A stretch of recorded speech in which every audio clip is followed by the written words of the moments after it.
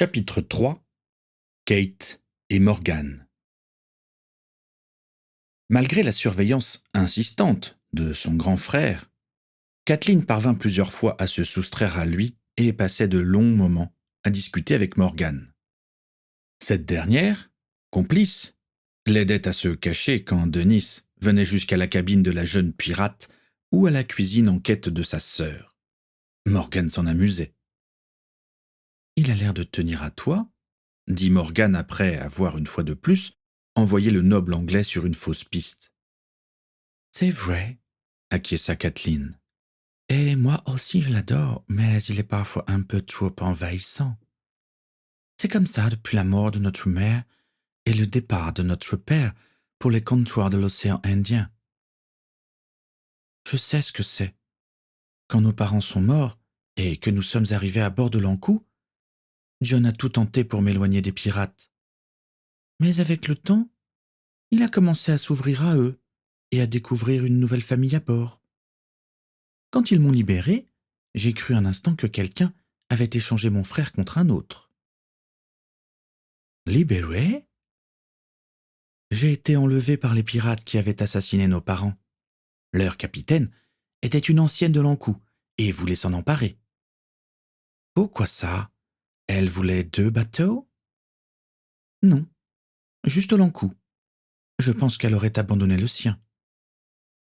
Je ne comprends pas. Je ne peux pas t'expliquer, malheureusement. C'est un secret. D'accord. Alors, autant changer de sujet. J'ai cru voir un jeune homme te tourner autour durant la petite fête en l'honneur de ton frère, sourit Kathleen. Tu parles de Johan? C'est mon meilleur ami à bord, mais rien de plus. Rien de plus? Tu es sûr? Et il est gentil et plutôt beau, je le reconnais, mais... Mais tu ne ressens rien d'autre pour lui que de l'amitié. Voilà, confirma Morgan. Pourtant, à part lui et ton frère, il n'y a pas vraiment de jeunes hommes à bord. À moins que tu ne sois amoureuse de ton frère. Ça va pas la tête, s'écria Morgan en riant. Ou alors, tu aimes les hommes plus âgés, un peu comme l'asiatique, je ne me souviens jamais de son nom. Akiko. Tu sais, ce n'est pas obligatoire d'être amoureuse. Tu l'es, toi? Un beau jeune noble anglais t'attend là-haut? Non, personne. Mon frère les a tous repoussés. Ça ne m'étonne pas de lui, finit par rire Morgan. Navré de vous déranger, les filles, mais il va falloir préparer le repas, Morgan, lança Natalia en entrant. C'est vrai, l'heure approche, accorda Morgan. À plus tard, Kate. Est-ce que je peux vous aider? Demanda timidement l'Anglaise. Tout s'est cuisiné? Questionna la Russe. Non, mais j'apprends vite et je veux me rendre utile. Tout ennui à ne rien faire, n'est-ce pas? Bon, il fallait justement éplucher les patates douces. Ce n'est pas trop difficile. Le soir, au moment du dîner, Denis aborda sa sœur en lui demandant où elle avait passé toute l'après-midi. Ce fut la voix de Natalia qui lui donna la réponse. Régalez-vous, les gars, lança-t-elle. C'est notre invité qui a préparé la purée de patates douces. Vous lui direz ce que vous en pensez. Alors, tu étais bien en cuisine, dit Denis. Je t'ai dit de ne pas approcher de ces pirates. On se calme, jeune homme, fit Natalia. Votre sœur s'ennuyait, et c'est moi qui lui ai demandé de venir nous aider. À bord, tout le monde doit se rendre utile. Votre sœur l'a compris et a tout de suite accepté la tâche que je lui ai confiée. Votre capitaine m'a assuré que nous étions des invités à bord. Nous n'avons pas à travailler. L'un n'empêche pas l'autre, fit John en se servant une louchée de purée. Je ne vous ai rien demandé, lieutenant. Comme vous venez de le dire, je suis lieutenant à bord. Donc, si vous avez une réclamation, Vous pouvez me la faire, et je n'ai nullement besoin de votre autorisation pour me mêler des affaires à bord de ce navire. Elle est excellente, cette purée, différente de celle qu'on a d'habitude. J'adore. Dis tout de suite que la mienne n'est pas bonne, s'écria Morgan en lui prenant la tête entre ses bras et en souriant. Non, je n'ai pas dit ça, Morgan, s'excusa rapidement John. La tienne est très bonne également. J'ai dit que c'était différent. Ça ira pour cette fois. Comme je le disais avant d'être interrompu par les saveurs de ce plat, ça me regarde. Natalia a eu raison de prendre votre sœur pour aider. Elle est de noble lignage, avança Denis. Ici, ni dieu ni noble. Ceux qui commandent n'ont d'autre titre que ceux qu'ils ont gagnés par le mérite. Votre comté n'existe pas ici. Vous n'êtes qu'un homme à ce bord. Un silence pesant s'installa alors que les deux jeunes lions se fusillaient du regard. Si ce John avait eu la moindre goutte de sang noble, Dennis lui aurait jeté le gant pour lui rabattre son caquet. Mais c'était un pirate pour qui ce genre de convenance ne signifiait rien. Kathleen ne savait plus où se mettre. Les autres pirates avaient cessé de manger et observaient la scène attentivement. Natalia se décida à briser le silence.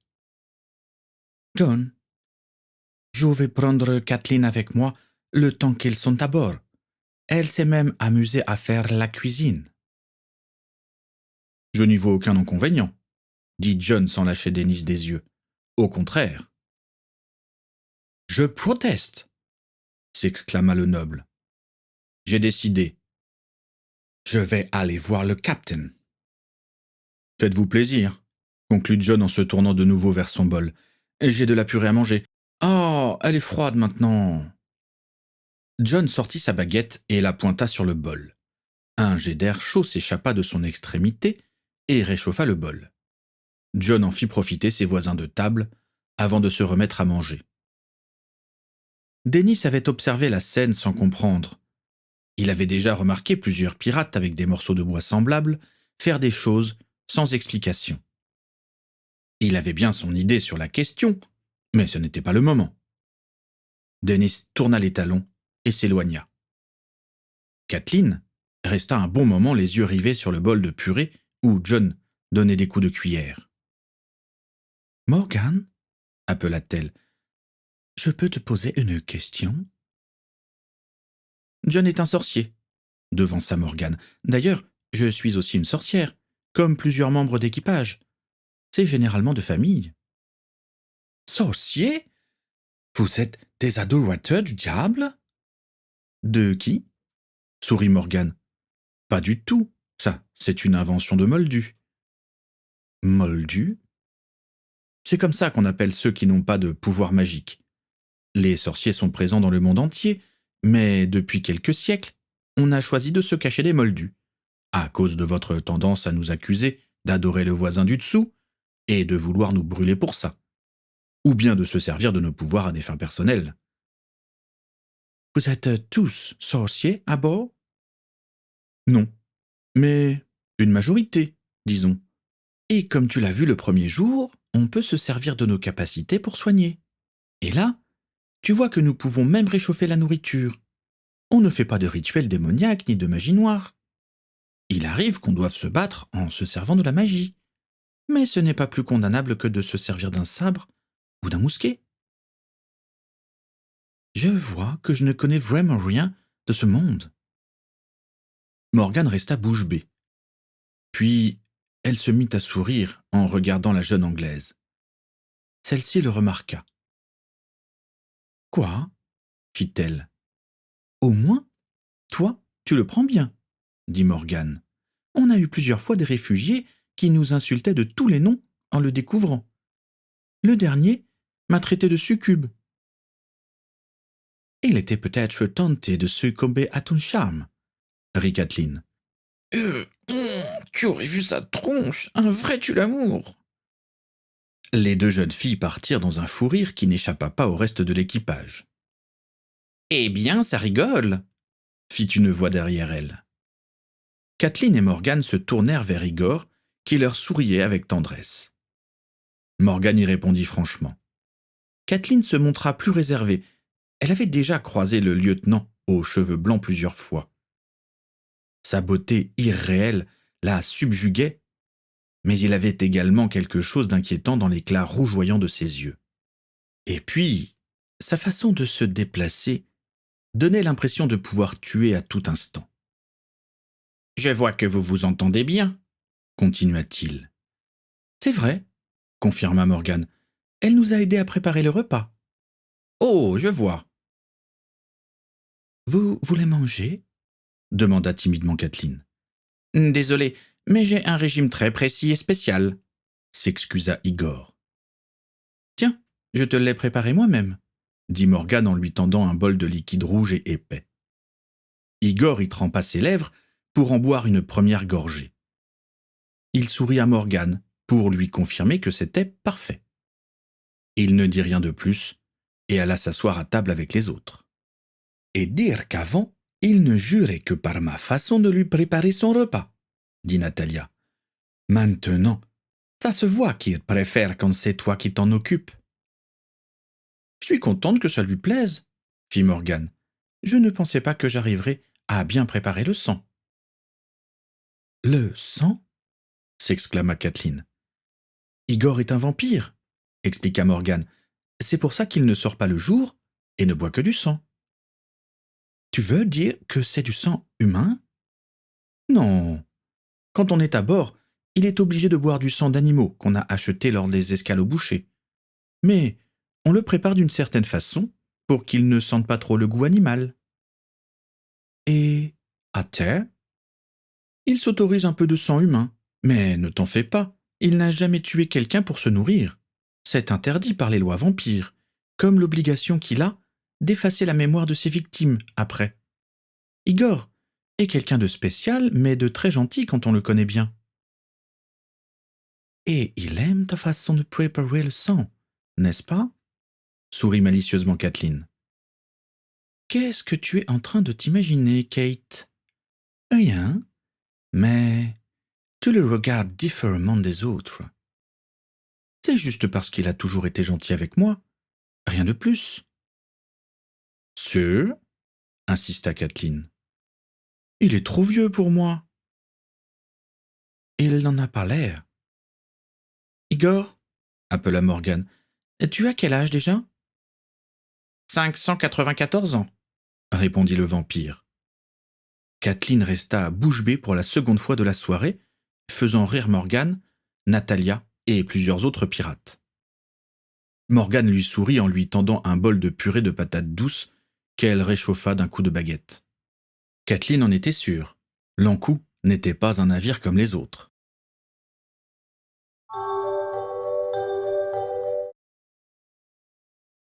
Denise tambourina à la porte de la cabine du capitaine. Ce fut Akiko qui ouvrit.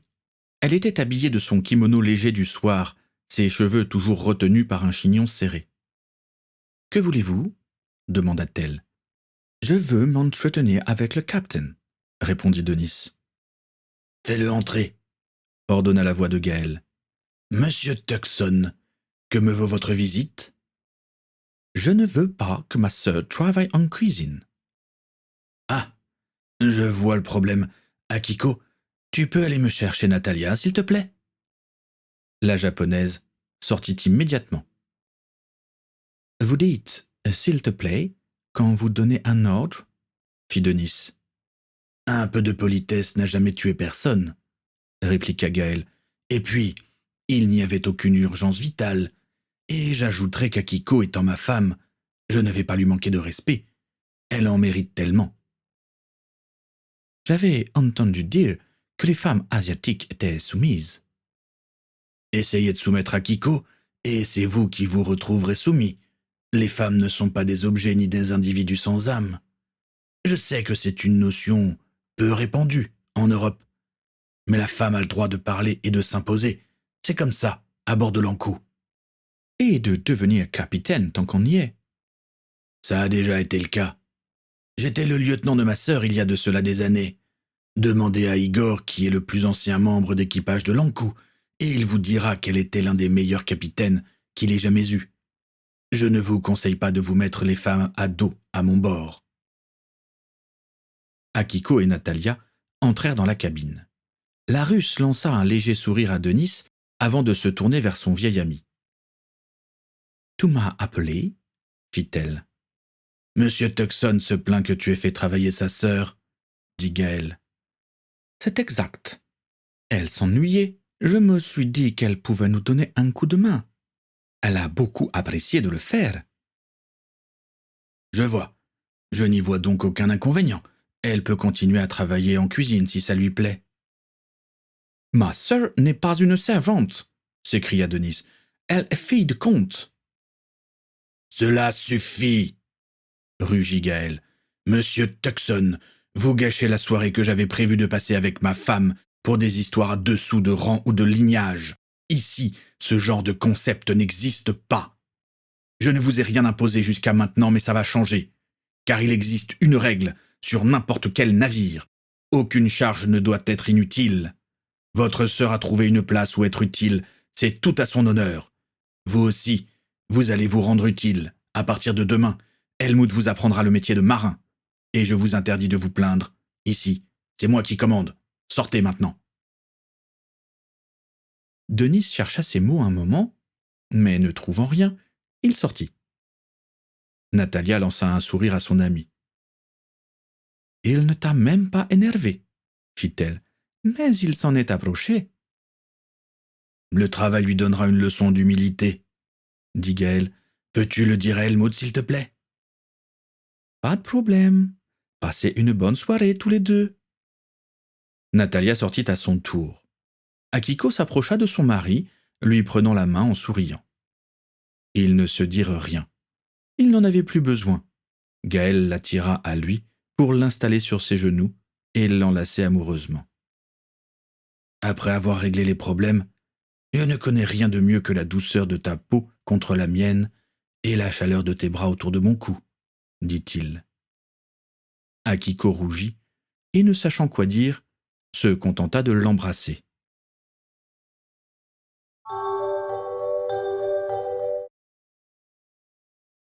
La succube est un démon féminin tentateur.